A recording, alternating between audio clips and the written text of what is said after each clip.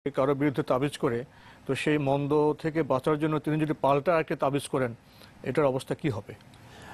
এটাকে আন্নাসরা বলা হয় থাকে। এটি উলামায়ে কেরামের ইখতিলাফ রয়েছে। বিশুদ্ধ অভিমত হচ্ছে তিনি তাবিজের আশ্রয় নেবেন না। তিনি যে সমস্ত শরীয়ত সম্মত ঝাড় ফুঁক আছে, যেগুলোর মাধ্যমে ইসলামী শরীয়ত ঝাড়ফুঁক করতে বলেছেন, যেমন রাসূলুল্লাহ সাল্লাল্লাহু আলাইহি ওয়াসাল্লামকে তাবিজ করা হয়েছে, জাদু করা হয়েছে, তো আল্লাহ সুবহানাহু ওয়া তাআলা রাসূলুল্লাহ সাল্লাল্লাহু আলাইহি ওয়াসাল্লামের জন্য আসমান থেকে ফেরেশতার মাধ্যমে একটা তাবিজ পাঠিয়ে দেন নাই, বরং আল্লাহ রাব্বুল আলামিন আসমান থেকে জিবরিল আমিনের মাধ্যমে ওহী করেছেন, দুটি সূরা নাজিল করেছেন কোরআনে কারীমের, যে দুটি সূরাকে আল মুআওয়াযাতান বলা হয়ে থাকে, মানে সূরাতুল ফালাক, সূরাতুন নাস।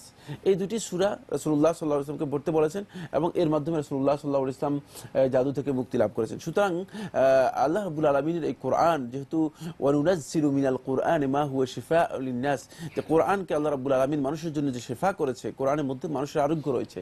সুতরাং এই কোরআনের মধ্যে আল্লাহ রাব্বুল আলামিন এর আয়াতের মাধ্যমে অনেক ঝাড়ফুঁকের বিষয় আছে, যেগুলোর মাধ্যমে রাসূলুল্লাহ সাল্লাল্লাহু আলাইহি ওয়াসাল্লাম এবং তার সাহাবীদের আমল দ্বারা সাব্যস্ত হয়েছে ঝাড়ফুঁক করলে এই সমস্ত কাজ থেকে বা এই সমস্ত জাদু থেকে অথবা এই সমস্ত জাদুকর্ম অথবা শয়তানের কোনো কর্ম থেকে অথবা জিনের কোনো প্রভাব থেকে নিজেকে মুক্ত করা যায়।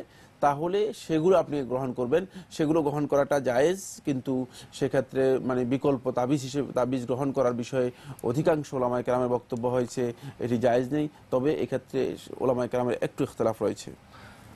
দর্শক